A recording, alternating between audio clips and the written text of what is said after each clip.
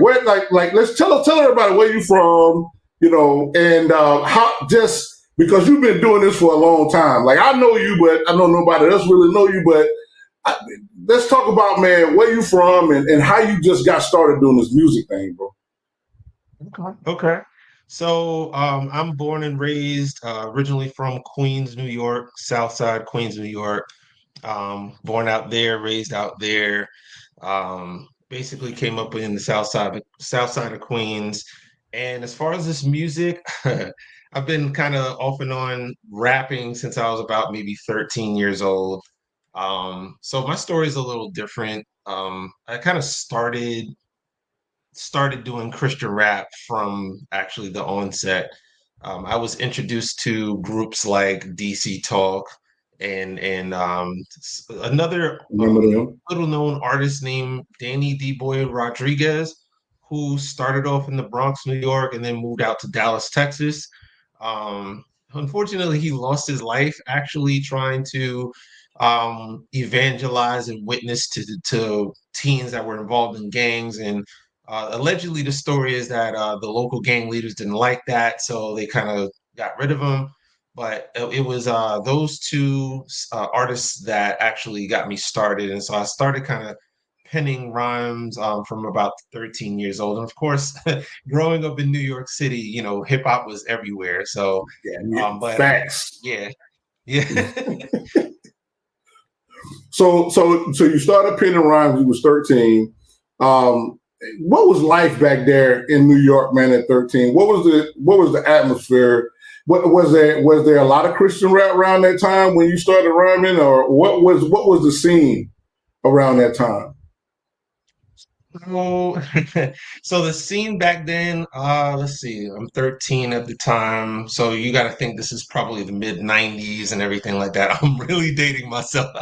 But yeah, so it's about the mid 90s. So, rap was kind of relatively young, started in the mid 70s. So in the mid 90s is about 20 years old, rap and everything like that. Hip hop was still kind of new on the scene, especially in the mainstream. And so rap was kind of sort of getting its tracking, its footing. And so Christian rap was not really as much a thing. It was not widely accepted. So it was something very interesting because I was actually someone who grew up in the church, and so I had this identity on Sunday morning, and then of course Monday through Saturday. There's kind of like, okay, so how do you kind of bring the two together, because these two things, Right. Christianity and hip hop, were very much a very real part of who I was and who I am. And so, yeah, at that time, it was really maybe DC Talk that had gotten kind of mainstream recognition, and that was I guess, a somewhat a good introduction for mainstream audiences to hip hop. But then, of course, depending on who you ask, some people felt that it was a little too commercial. So it was still a kind of hodgepodge of things at the time. So how what was the feeling like, man? Doing, because I want to kind of go back and talk about, okay, you're doing Christian hip hop. It wasn't popular, and it's still really not popular today, right? As in the aspect of what we look at as mainstream hip hop versus what we kind of want, Christian, rap is. But what was your struggle? Did your parents, man, like, because back then you got to think, you talking about when you're talking about the early parts of the early MCs, man, you didn't really have a lot of famous Christian, other than DC Talk. And we didn't, DC Talk, even though we didn't really look at DC Talk, man, as being like Christian rap. I didn't think were, man. But Yeah, I think a lot of people still was listening to like mainstream hip hop, right? right, So, right, right.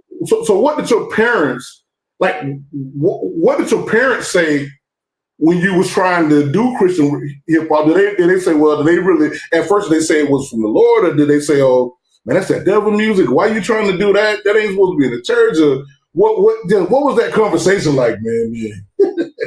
Yeah. Yeah. So it was actually pretty interesting now that I think about it. My parents were pretty encouraging when I started off.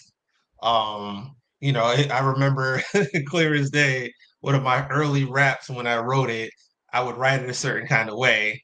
And I think there was a lyric in there that was kind of like, all right, you can't say that. I think it was, oh man, I'm trying to remember, but it was something that I said in the lyric, and my dad caught it right away. He's like, no, you have to rewrite that. You can't say that. So I was trying to find a word. Oh, like if I remember my first rap or one of my early raps, I said something. I was talking about the subject of Jesus coming back. So I said, Right. when he's coming back. Now that's a subject that we can't reject. Jesus is coming back, and that's a fact. Yo, listen up or I'll smack. And my dad was like, wait, who are you smacking? No, you can't write that. You have to rewrite that. So, and I don't know, I'm thinking like, why would I write that? Like looking back now.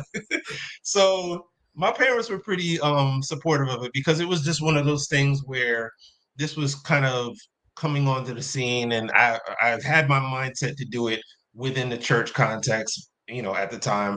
And so they're like, okay, here, you want to be creative, we'll encourage it. But they knew it was kind of like a thing that was kind of fleeting at the time.